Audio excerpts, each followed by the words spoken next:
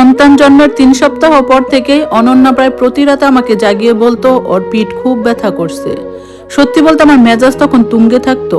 আমার মনে হতো ও শুধু আমার মনোযোগ পাওয়ার চেষ্টা করছে। সারাদিন অফিসের কাজ আর রাতের পর রাত না ঘুমিয়ে আমি তখন ভীষণ ক্লান্ত। তাই একদিন বিকেলে আমি টুপি টুপি লিডিং রুমে একটা সিসিটিভি ক্যামেরা বসালাম। আমি দেখতে চেয়েছিলাম আমি বাড়িতে না থাকলে ও ঠিক কি করে।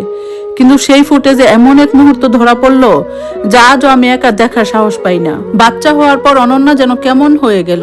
সারাক্ষণ চুপচাপ থাকতো, কোথাও যেন হারিয়ে যেত। আর প্রতি রাতে বিছানায় বসে নিজের পিঠ চেপে ধরে কুঁকড়ে থাকতো ব্যথায়। অর্জুন, আমার মনে হয় কোনো একটা সমস্যা হচ্ছে। একদিন রাতেও খুব নিচু স্বরে ফিসফিস করে বলল, কিন্তু আমি ওর কথাকে পাত্তা দেইনি। এটা স্বাভাবিক, সব মায়েদেরই এমন হয়। বেশি ঢং করো না তো। ও শুধু মাথা নিচু করলো। যদিও ওর চোখের কোণে পানিতে তখন চিকচিক করছিল। দিন যত যাচ্ছিল ঘরের ভেতরে ওর চলাফেরা যেন আরো ধীরে হয়ে আসছিল। মাঝে মাঝে সোফা থেকে উঠে দাঁড়াতে ওর কয়েক মিনিট সময় লাগতো। কখনো হাঁটতে হাঁটতে মাঝপথে ধপ করে বসে পড়তো। এমনকি আমাদের ছোট মেয়েটাকে বেশিক্ষণ কুলে ধরে রাখার শক্তিও পাচ্ছিল না। কিন্তু তখন আমার মনে কি চলছিল? আমি ভাবলাম ও আসলে অলস হয়ে গেছে, নয়তো ও চায় আমি সারাক্ষণ ওর পাশে বসে থাকি। একদিন রাতে দেখলাম লিভিং রুমে একটা কুশন বুকের সাথে শক্ত করে চেপে ধরে ও একা কাঁদছে। আমি বিরক্ত হয়ে ওর কাছে গেলাম। অনন্যা, প্রতিদিন এক নাটক আর ভালো লাগছে না, কি হয়েছে তোমার?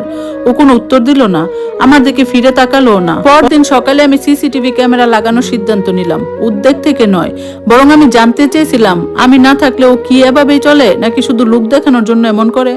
3 দিন পর্যন্ত বিশেষ কিছু নজরে পড়লো না। এরপর একদিন ভোরে যখন আমি অফিসে, তখন মোবাইলে ফুটেজটা চেক করলাম। পুরো ড্রয়িং রুম নিঝুম হয়ে আছে। মাথার উপর সিলিং ফ্যানটা মৃদু শব্দে ঘুরছে। ডিম লাইটের হালকা হলুদ আলোয় ঘরটা কেমন মায়াবী লাগছে। দেখলাম অনন্যা আমাদের মেয়েকে ঘুম পাড়িয়ে খুব ধীরে ধীরে শোবার ঘর থেকে বেরিয়ে এলো। তারপর ও এমন কিছু একটা করলো যা দেখার সাথে সাথে আমি ভিডিওটা বন্ধ করে দিলাম। জীবনের প্রথমবার আমার মনে হলো আমার স্ত্রী এমন একটা সত্য আছে যা ও আমাকে কোনো দিন বলে। ভিডিও ফুটেজটাই দেখলাম অনন্যা ড্রয়িং রুমের মাঝখানে এসে দেয়াল ধরে শক্ত হয়ে দাঁড়িয়ে পড়লো। ওর মুখটা যন্ত্রণায় নীল হয়ে আছে, কিন্তু মুখ ফুটে একটা শব্দও করলো না। পাশে আমাদের বাচ্চাটা জেগে যায়। ও হাত বাড়িয়ে সোফার কোনাটা ধরার চেষ্টা করছিল, কিন্তু তার আগে ওর পা দুটো যেন অবশ হয়ে এলো।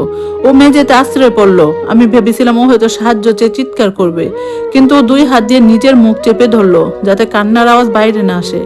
মেঝেতে শুয়েও ছটফট করছিল। যন্ত্রণায় ওর পুরো শরীর ধনুকের মতো বেঁকে যাচ্ছিল।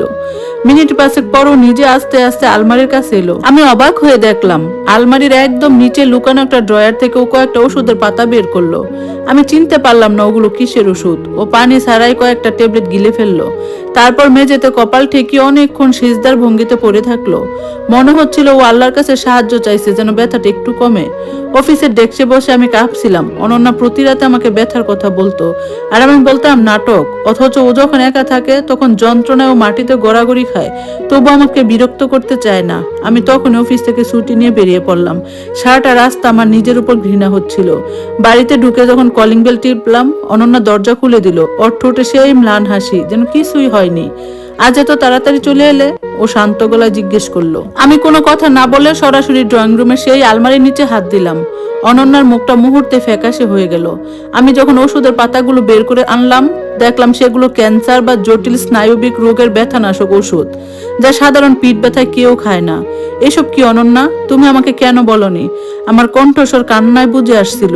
অনন্যা মাথা নিচু করে দাঁড়িয়ে রইল।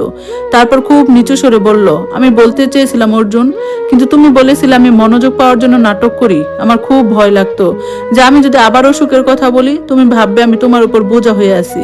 সেদিন আমি বুঝলাম আমি যাকে নাটক ভেবেছিলাম সেটা ছিল ওর বেঁচে থাকার লড়াই, আর আমি যাকে মনোযোগের কাঙ্গাল ভেবেছিলাম সে আসলে নিজের তীব্র যন্ত্রণার আড়াল করে আমাকে হাসি মুখে আগলে রেখেছিল। আমি সেদিনই ওকে শহরের সবচেয়ে বড় নিউরো সার্জনের কাছে নিয়ে গেলাম। ডাক্তার রিপোর্ট দেখে যা বললেন তা শুনে আমার পায়ের তলার মাটি সরে গেল। ডাক্তার গম্ভীর মুখে বললেন, আপনার স্ত্রীর মেরুদণ্ডে এমন একটা সমস্যা তৈরি হয়েছে যার জন্য এখনই অপারেশন প্রয়োজন। আপনার আর কয়েকদিন দেরি করলে উনি হয়তো সারা জীবনে পঙ্গু হয়ে যেতেন।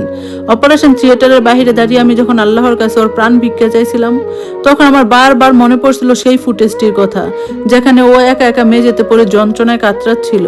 আজ 3 মাস পর অনন্যা আবার সুস্থ হয়ে আমাদের মেয়ের সাথে খেলছে। আমি সিসিটিভি ক্যামেরা খুলে ফেলেছি, কারণ এখন আমি জানি আমার স্ত্রীর নীরবতার পেছনে কোনো ছলনা নয়, বরং এক পাহাড় সমান ধৈর্য আর ভালোবাসা লুকিয়েছিল।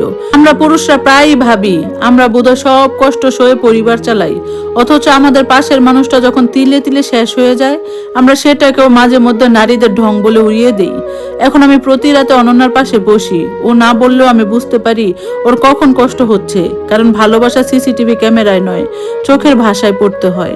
ধন্যবাদ সবাইকে। গল্পটা কেমন লাগলো অবশ্যই জানাবেন, আর এইরকম সুন্দর সুন্দর গল্প শুনতে পেজটাতে ফলো দিয়ে সাথেই থাকবেন। আজকের মতো আল্লাহ হাফেজ।